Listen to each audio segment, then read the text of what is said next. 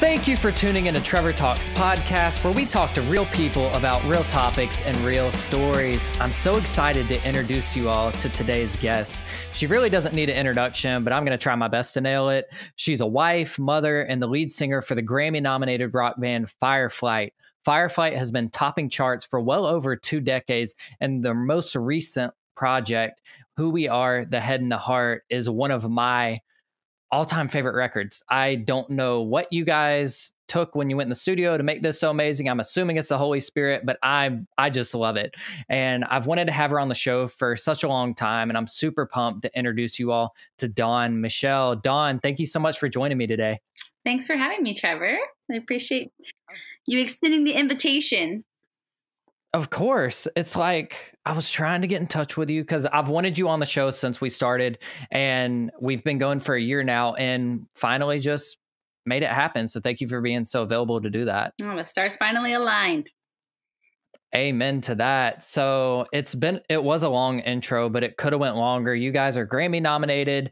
You just had your new album come out. How have you seen the fans react to the album? I know you had electronic album come out before, and you kind of came back to your rock roots. So were the fans excited? Were they happy? What are you guys hearing? Yeah, I feel like the album's been pretty well received.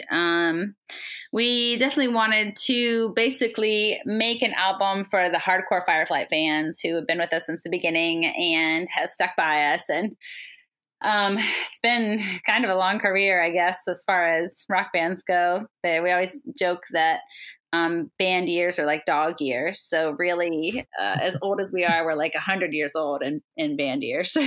And so we've been doing this a long time, and we have fans who have stuck with us just that long. And so we really wanted to do something that would honor them and honor their heart and what we felt like was their greatest passion.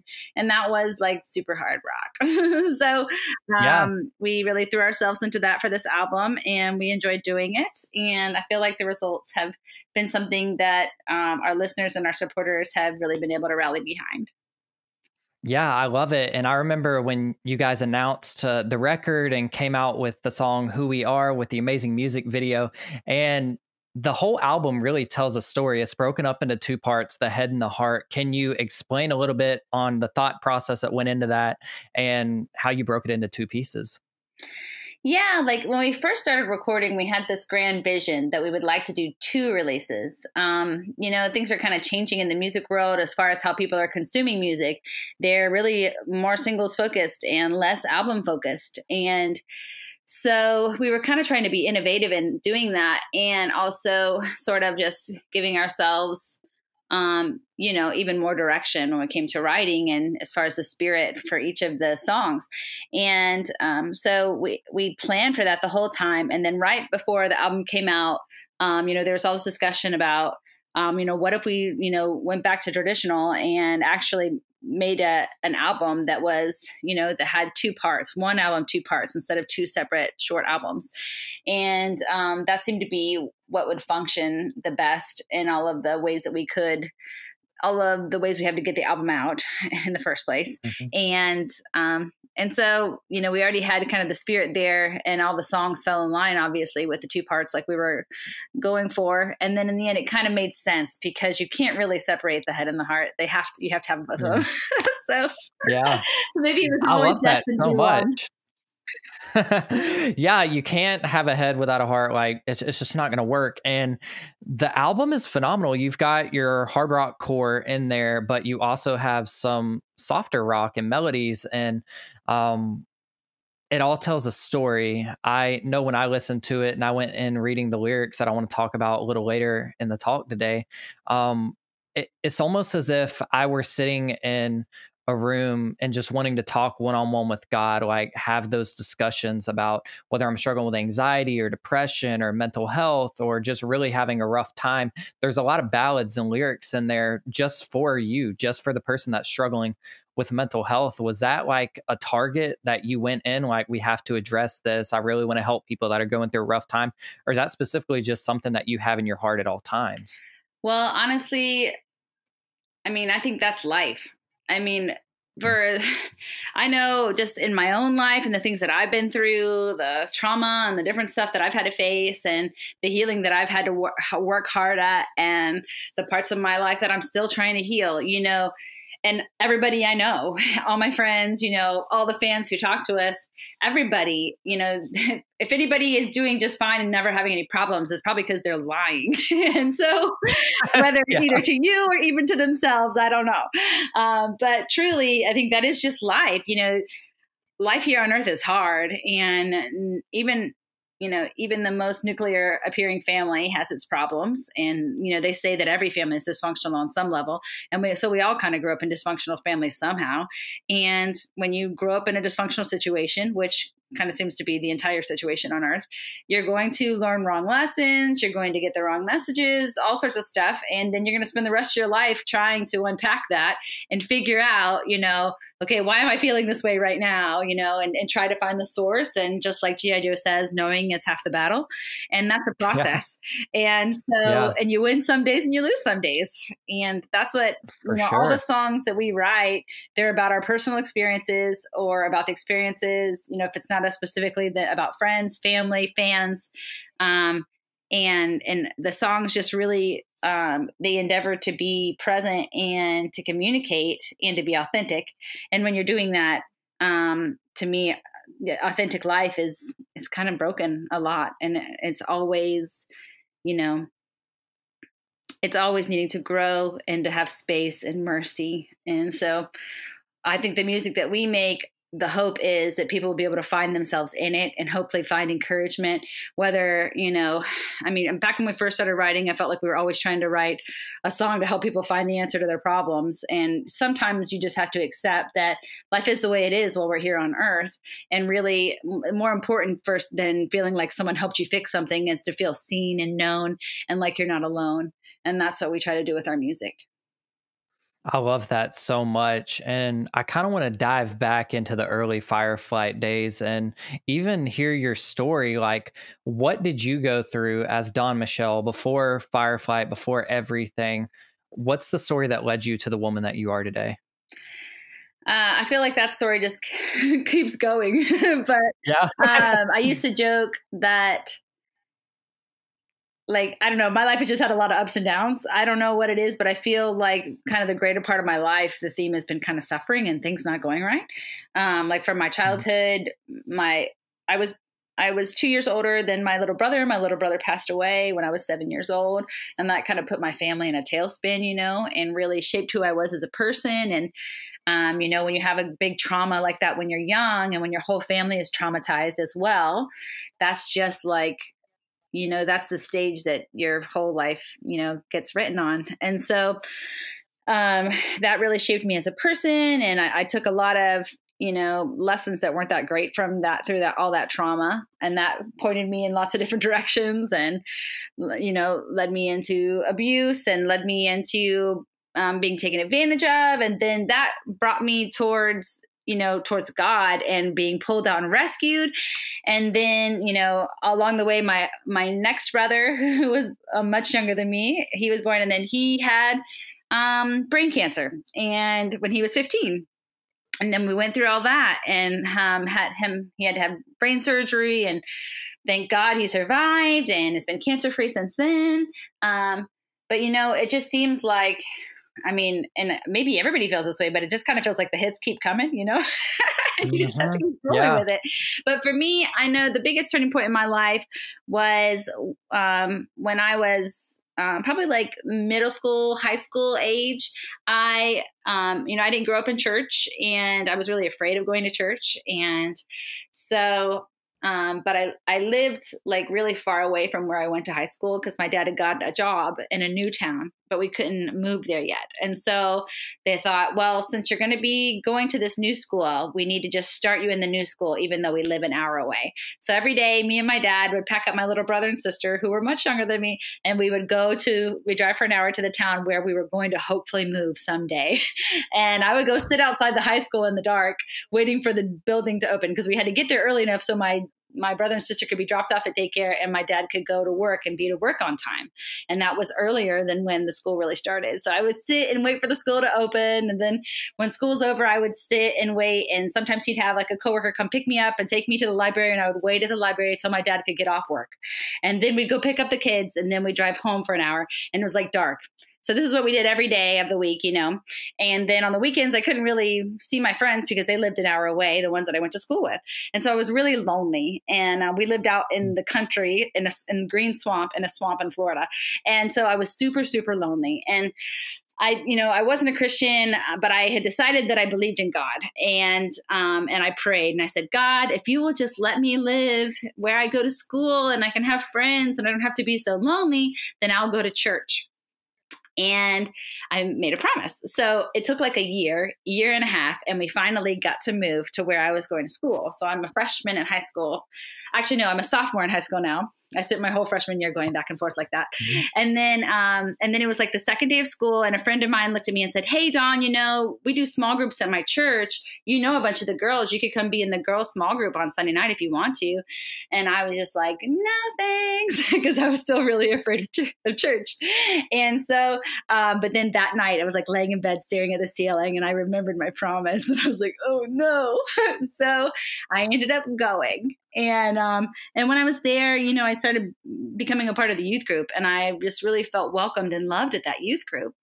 And the more I went, the more I learned about Jesus, and Jesus was really who I wanted to be like. The more I learned about him, and that just was the beginning of my journey of walking with God. And it's had a lot of ups and downs. But I'm so thankful that my journey did begin somewhere. And that really kind of changed the trajectory of my life. It led me to joining a band called Fireflight as I was graduating my senior year of high school. And then to traveling across the country and across the world. And here we are like 21 years later. So it's been a long story and it's still going. But I think all of the difficult things that I faced in my life have really, they've helped me to understand that I don't have it all together, and almost nobody does. And that's okay. And that we're all here to just love on each other and to be loved on by God. And it's God's love that has broken through all the constructs in my life. And that's what I want most for other people, is to know that they're not alone, to know that God doesn't give up on them and we don't give up on them, because people aren't just garbage to just be thrown away once they're, too messed up. So I guess that's everything in a nutshell. Well, first of all, that's amazing how God used your life, and even the traumas that you went through, that you were able to come back on the other side of them and see the bigger picture of like, oh, like God was in it. Even when it didn't feel like it, he was there. And it's super unique to hear that you drove an hour to school every day and then had to drive an hour back. And that would be a lot of time to be alone, especially as a freshman in high school. Like, you're wanting everybody to like you, you're trying to fit in. And I remember being a freshman in high school, you see all those gifs of like me in high school, a Christian rock youth group kid, and you see like a picture of John Cooper and you got your picture on there and Lacey Sturman. It's like, oh yeah, like those people needed that in that scenario. So did you have like any inspiration into rock as a I guess you would say young adult almost? I consider young adult being in high school, because high schoolers have to grow up so early now with social media. Did you have any musical aspirations or any people you looked up to in high school in the music realm? I think for me, when I was in high school, because other kids had talked to me about Christian music growing up and all that. And, it was like Carmen and Teddy Patty and stuff like that. And I was like, okay, but that wasn't really my thing. Exactly. When I grew up, it was like my mom would put in, it was like Lakewood Live and Gaither Homecoming album. And I'm like, that's not cool. Like, I don't like it. And then I watched a WWE event. I think it was called Hell in a Cell or something. And they had Skillet's Monster playing. And that was my intro into Christian rock. And I remember going to YouTube and being like, Skillet Monster clean, because it's rock. It has to be dirty, right? And then it's a Christian band. Then from there, I found Fireflight and all of everybody. Sorry to interrupt, but that's funny. Like, I love it. But then like when I was in high school and I really started, which was really, I didn't pursue God until high school anyways. But um, then it was like the time where like DC Talk, like Supernatural came out. And that was like an incredible thing to me, because here was this Christian music that sounded, you know, like as like professional and like top level as like the stuff you could listen to, the mainstream music that was on the radio. And so then I started like pursuing, listening to Christian music, you know, that kind of stuff. And there was so many, I remember, I think I had like a Festival con Dio CD, like all sorts of stuff that was coming out that was really kind of showing me that there was incredible music to be made. And then at the same time, right as I'm finishing high school, suddenly the Christian hardcore scene comes around. And then, you know, at the time, like the best hardcore music that was being made was Christian hardcore. And so that was a cool time, I guess, to be coming up in music and everything. And I feel like our career has been so long, but throughout the time we've seen, I mean, I've seen where there just wasn't anything there for kids, you know, who wanted to listen to rock music, into where suddenly, you know, Christian music was on the forefront of like whole genres and stuff. And then, you know, and we got to ride that wave in some ways. You know, when we started that, I didn't know of any other female fronted Christian rock bands. When we were recording, I can remember we were almost done with our album. And that's when I think Flyleaf's first album released. And there were whispers about Evanescence maybe being a Christian band, which they obviously weren't. But like that was it. And, you know, so there was no other. And so me and Wendy, we were both being in the band as girls. It was super unusual. And we would set up, you know, we set up the merch table every night. That was like our role. That's what we did, because, you know, the merch bins were, we could carry those where we couldn't carry the whole thing, you know? Yeah. So we'd be setting up, and everyone every night after night, they would assume that we were just the band wives or the, you know, stuff. And we would meet everybody and talk to them, because they're not afraid to come talk to the merch girls, you know? And then we'd go and get on stage, and they'd be like, well, what? So it was a different time, you know?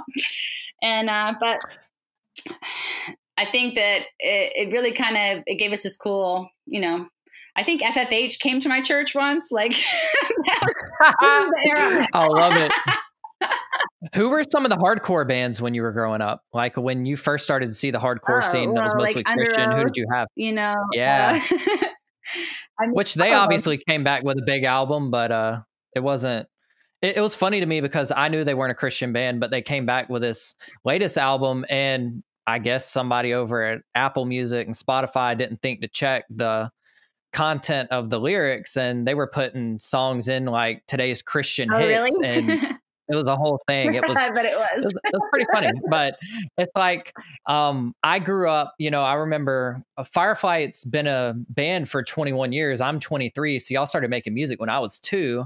And it's just cool to me to think back on when YouTube first got started. And I tried to negotiate with my parents, like, what if I can get $30 a week in allowance? Okay, hear me out, because I need to get some CDs. Because of course, Apple Music and all that wasn't around. And still to this day, like, I still say, go support your artist, go buy the record, go buy pre-orders, merch, all that good stuff. But so YouTube came around and they started playing videos. They'd recommend them and stuff. So I'd be listening to, I had just figured out about Christian rock. I went to my first Atlanta Fest, which was an event in Atlanta at the time.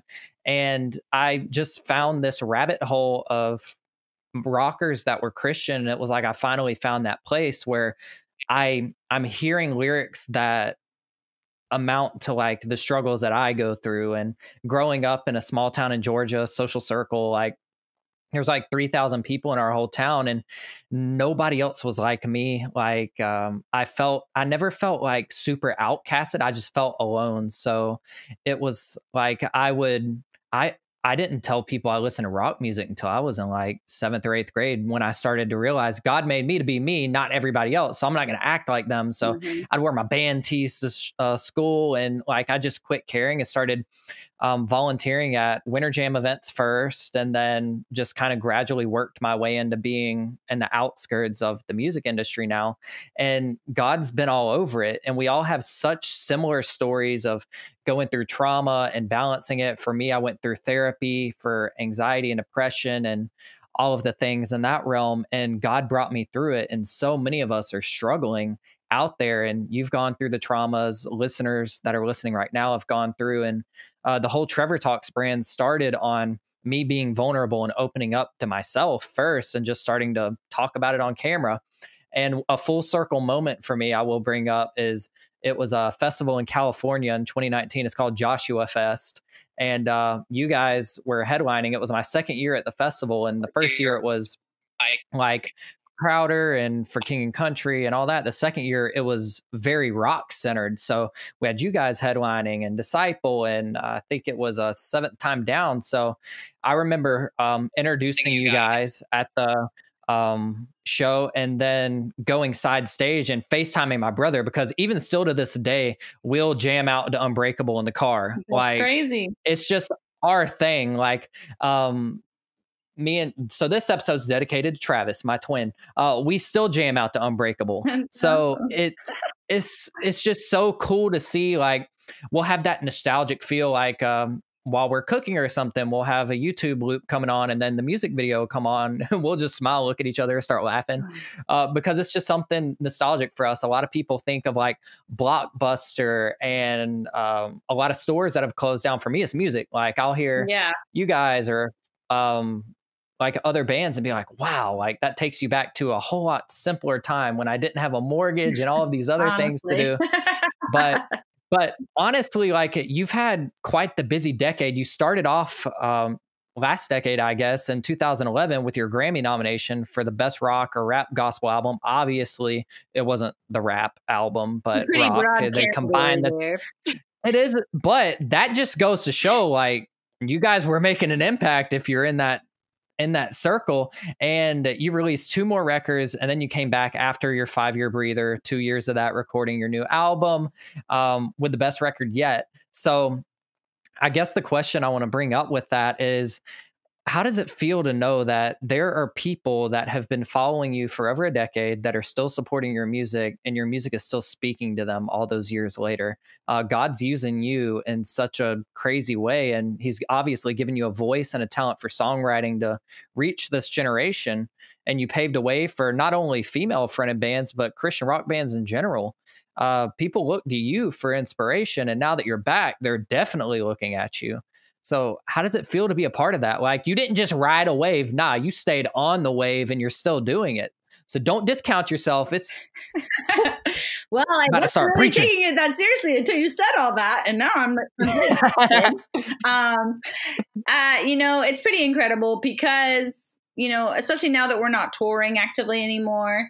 Really, the days that we go into the studio, I had a studio day on Friday, which was a lot of fun, but it'd been a long time since I'd gone in. But the days that you're in the studio, you feel what you're doing, but then the other days you're just kind of at home doing the thing. I've got a baby right now, and I've got a 6-year-old, and it's really easy to disconnect. And I think that's a real human habit there. We tend to disconnect a lot. And especially we disconnect from the lessons that we've learned. We disconnect from, all of our confidence. We're really good at unplugging, and then suddenly we don't have it anymore. And so it's truly incredible for the little wake up calls that we get, when people share their story with us about how they're impacted, talking to you about this stuff, and things like that really kind of bring to the forefront of your mind, like, what, God is working right now through the things that we have done. And even though today I may, only clean up the terrible messes that my baby makes on this day, and dinner. And that may be my biggest accomplishments, but they're standing alongside all the things that God's been working through in my life for 21 years now. And it's really cool. I mean, it makes me think about the Bible verse that talks about how, God's word doesn't come back void, and how, it's so true. Like, the things that God puts out, the way that you let God work through you now, the thing that you do, it will echo for eternity. And I guess that's what it feels like. And it's super incredible, and it's very humbling, and it's shocking, and it's faith building. And it just makes me just remember, how good God is, and feel just so shocked and surprised that God would work through my life. And because I know everybody tends to put people who are, especially if they're in bands or anytime they've literally been on a stage, they put them up on a pedestal, and they feel like these are the kind of people who I want to be. But we're all really just regular people making normal mistakes, and maybe even worse mistakes, because a bunch of people are looking at us, and it makes it worse when we do the wrong thing. So, I think most of all, what's so incredible is that anything good that has come out of our career, it's all been put there by God. And that's really freeing to think about that, because we all put so much pressure on ourselves. And I just would like to just kind of use that to springboard into everyone who's listening's life, whatever it is that you're worried that you're not doing right, all the good things that you do, they're coming from God anyways. And the things that he has made you to be able to do, you just take the pressure off of yourself, because I feel like God told me a long time ago, when I was kind of begging for him to tell me what to do. I was like, just tell me what you want me to do, God, and I'll do it. I'll do exactly what you tell me. I just don't know what it is. But if you would tell me, I would do it, And I felt like he told me, that I actually kind of saw a vision, and I saw the whole earth like a globe, just floating in space. And then I saw these big hands that came and wrapped around the earth.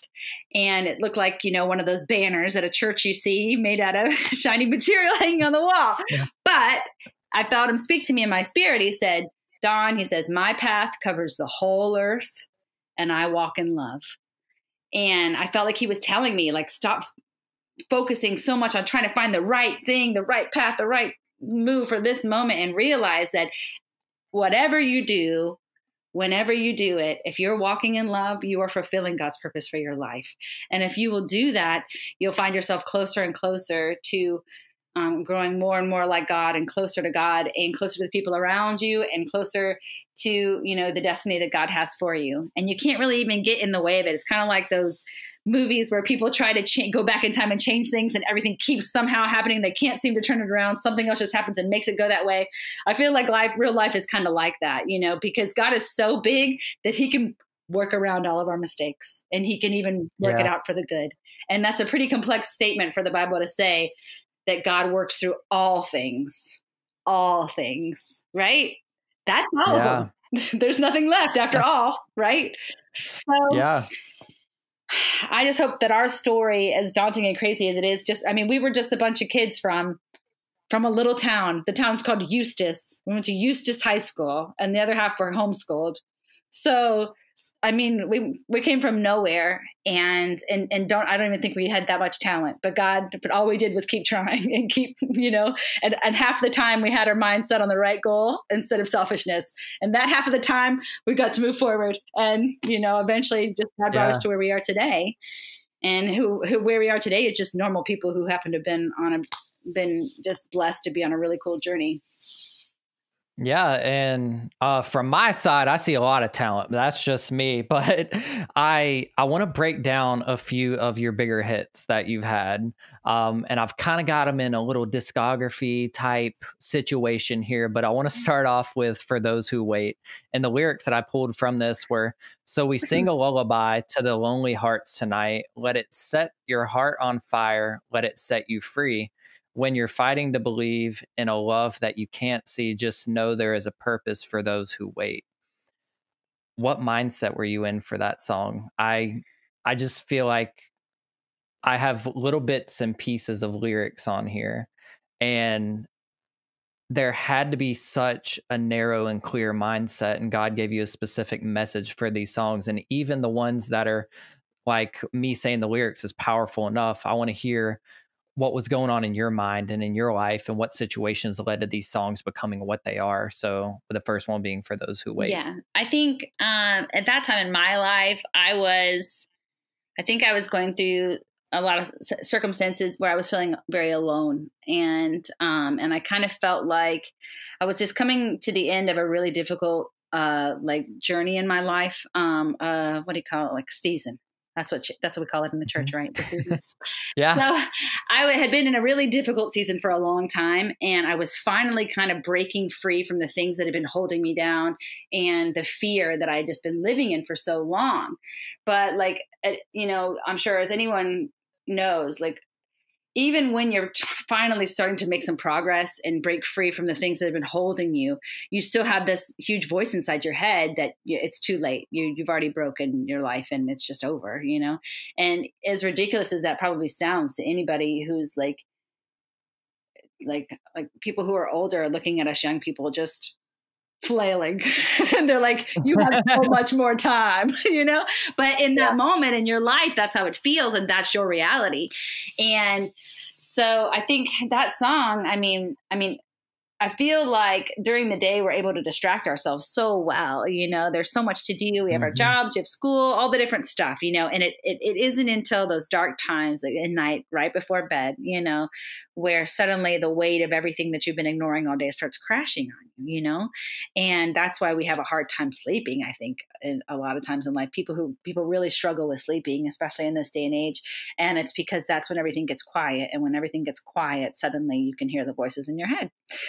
Yeah. And so that's why we went with the lullaby theme with this song, because so many people are just feeling so stuck and feeling like they're just never going to get out of this place where they feel trapped. And it's always going to be like this. And they feel so alone, at night in their beds by themselves. And they're really just waiting, for life to change sometimes, because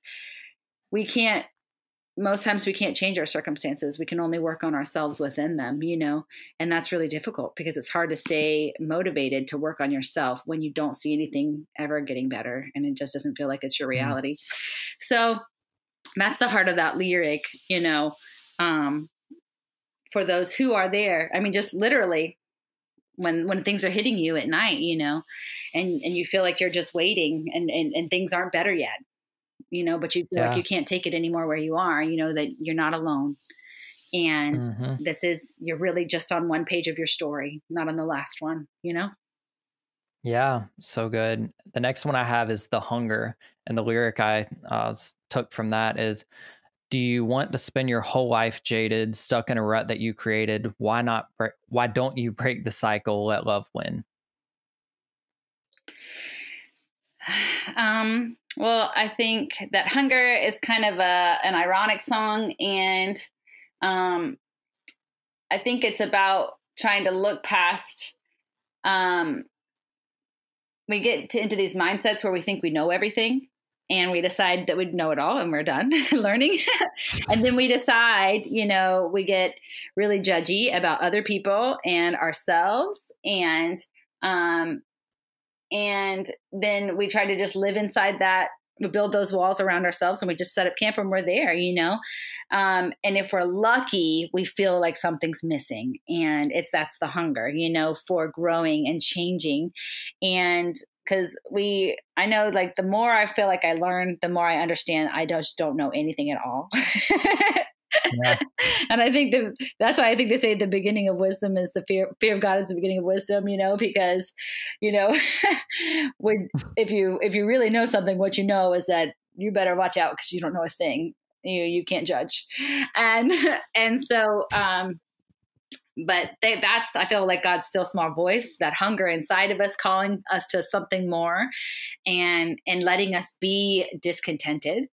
And like everything that we decide we know better, that's like that jadedness that really creeps in, and we can really live there for a long time. And some people die that way, and I don't want to die that way.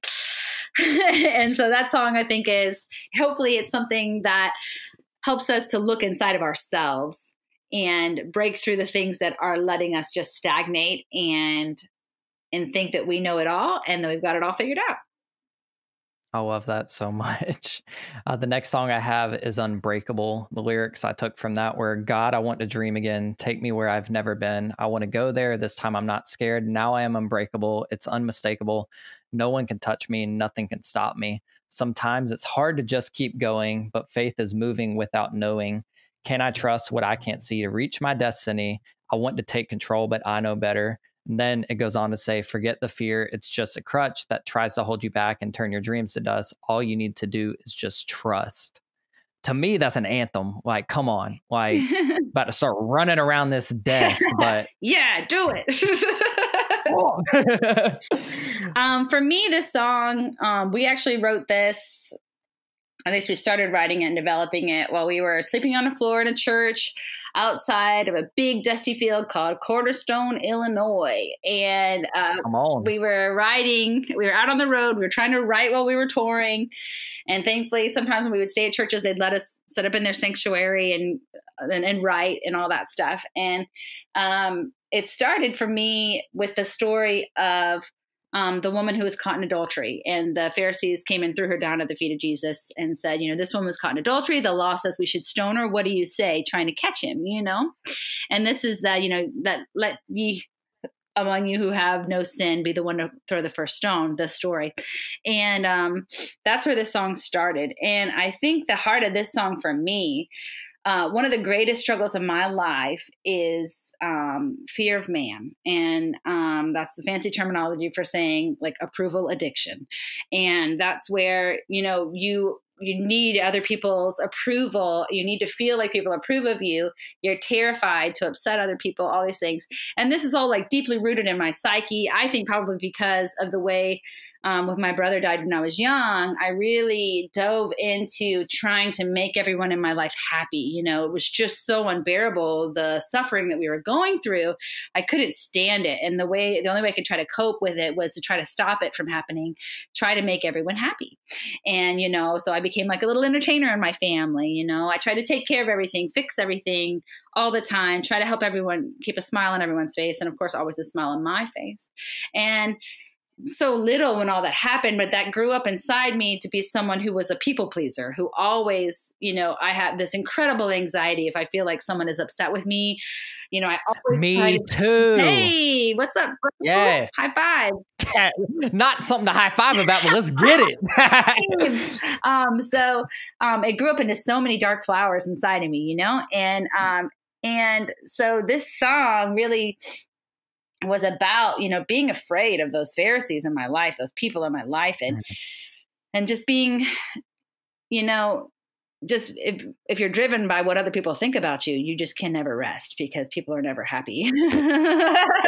And so anyways, that's the heart of Unbreakable is, coming through on the other side and realizing, this, I can, I don't have to make everyone happy, and I'm not going to fall apart, and it's not going to destroy me. I can push through this, and I can be, and all because of who God has made me to be, who I was born already. And because of God's power and love and spirit in me, that's reason enough for me to be myself. And so when you can push through those fears, those things that are so deeply rooted in you from before you even know why, that's when you can realize that, you don't have to quit. And if you don't quit, you can't lose. And so you're unbreakable. That's so good. And I want to fast forward to the new album. This song is called I Believe You. The lyrics I took were, you're not the only one wondering, is this worth it all? Not the only one begging for a miracle. Everyone thinks you're crazy when you're saying that the whole world's out to get you, but I believe you. Such an anthem. Okay. Yeah, I think we always, we talk about mental health issues. We've been talking about since we started this, this is it's just a reality of life for so many people. And this song to me is, in working through my own struggles and my own feelings, like the more that you learn about people and their hearts and the things that trouble them and mental health and all that stuff, the more you start to understand that like everything that, I don't know if it's a lot of the themes in church are just like, well, here, let me tell you how to fix this.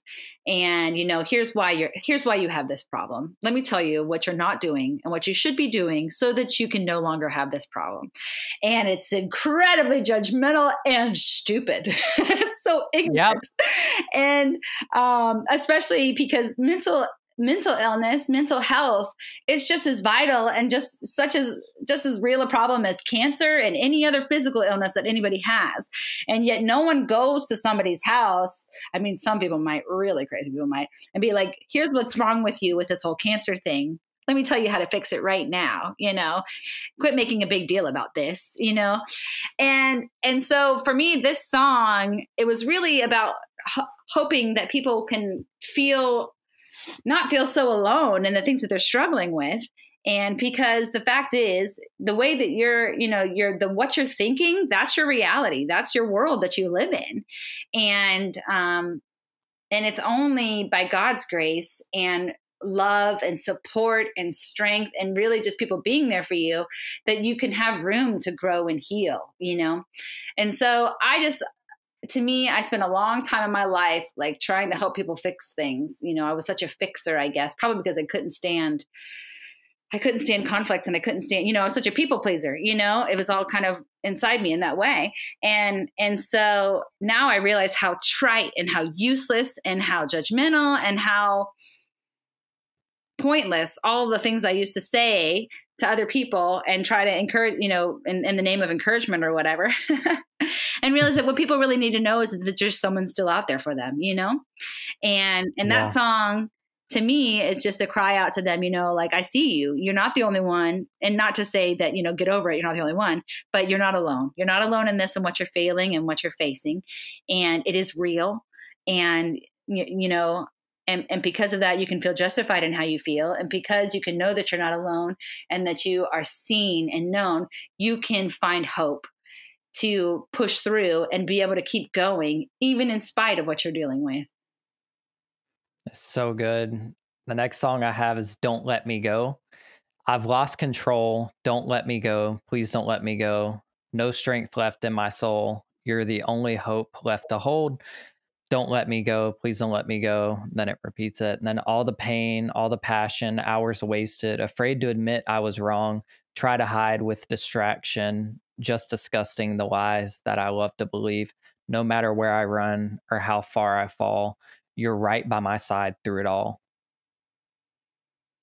Yeah, this one is, I mean, it's just a cry out to God, you know, to be, you know, the thing when everything feels like it's unraveling, you know, to be the safety net when you start falling from the trapeze and catch you. Because, I mean, it's just so often that we're so tired, you know, of fighting and living in this life where everything is so difficult, especially the stuff that we don't seem to be able to fix and don't seem to be able to escape, you know, the pressures on us. And so this song is really just, it's like that heart cry, that desperation, you know, where we find ourselves just the only thing that can hold us together is the power of God, because there's just nothing on earth. And you get to the end of your rope and you realize, you know, all the things that we use to numb ourselves out and all of our false coping mechanisms, they all eventually fail and they're not worth it. Yeah. And they don't get us anywhere. And so at that point, when we finally lean on something bigger than ourselves and bigger than our false coping skills. And then I feel like that's when we finally get somewhere. And so even though it's like they call it hitting rock bottom, it's like supposedly the worst thing, but it's really the best thing that could happen to you. It's like a reset button. Yeah. It's like, how are you going to bounce back from this? You hit rock bottom and you're like, well, I can only go up from here. Totally. So I have this weird mindset that when you hit rock bottom, it's like, oh, cool. Oh, things can get better. Like they can definitely be better. Because as long as you keep trying, you know, in your own futility, you know, to make things better, you know, there's just no hope. But it's when you finally, it's like when you finally drop everything, God can pick it all up. But for the time that you're still juggling, he can't get a hold of it. You won't let him. Yeah. And the last song I have is Keep Your Head Up. When you're on the edge, I will hold you tight. When you're all alone, I can help you fight. I will hold the torch in the blackest night for you. And there's no shame in letting go. I'll hold on to you. I'll never stop holding on to you. Keep your head up, my child. We are about to release this song as a single. And on Friday, we just redid a whole new version of it. That's when I was in the studio. Come on. Cool. You heard it here first. I look forward to hearing it when it comes out. But yes, I love this song. I think, you know,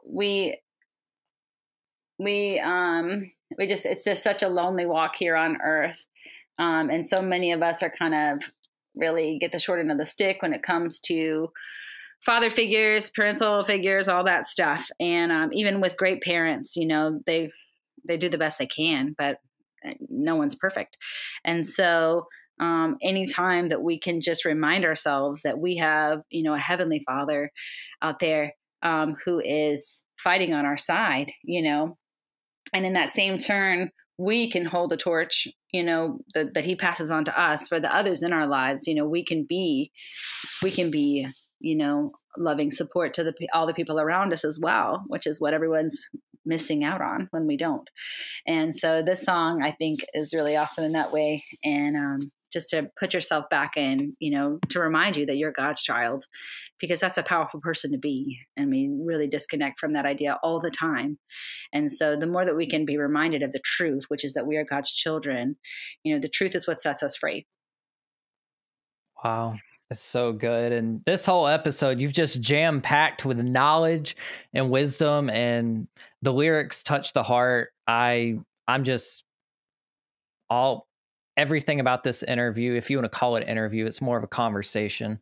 If people want to listen to scripted interviews and stuff, they can go watch Jimmy Fallon. They ain't going to find it here. But Dawn, thank you so much for taking time out of your busy schedule. I know you've got the 2 kids and your husband's there to watch them tonight. And you blow my mind. I think it's amazing everything that you're doing with the band and at home and being a super mom and going to being a superhero on stage to some people. So it's phenomenal. And I'm just excited to see what all God has in store for you next. And where can people find you on social media?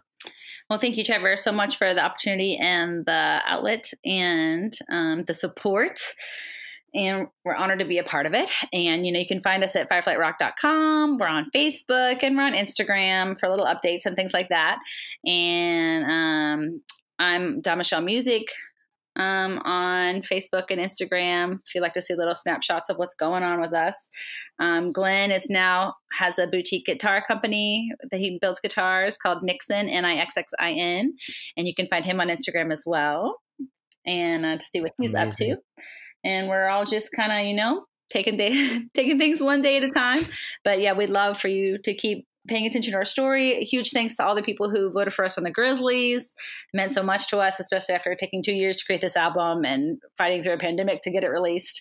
We're super thankful. And thank you, Trevor, for your awesome comments about the new album as well. That's really been a nice boost for my self-esteem personally, and I appreciate it. Praise God. And thank you Praise for all that you God. do to get the word out and to keep the story going and have people have more outlets and places to find inspiration and encouragement.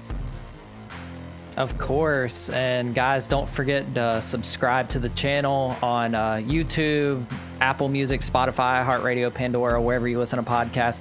Go check that out. And Dawn, again, thank you so much. And everybody go get their new album, Who We Are, The Head and the Heart. Go download the new single. Go listen to the music video. Go watch the amazing art that they have in there. But most importantly, go check out their merch store. I promise you will not be disappointed. And we will talk to you guys next week.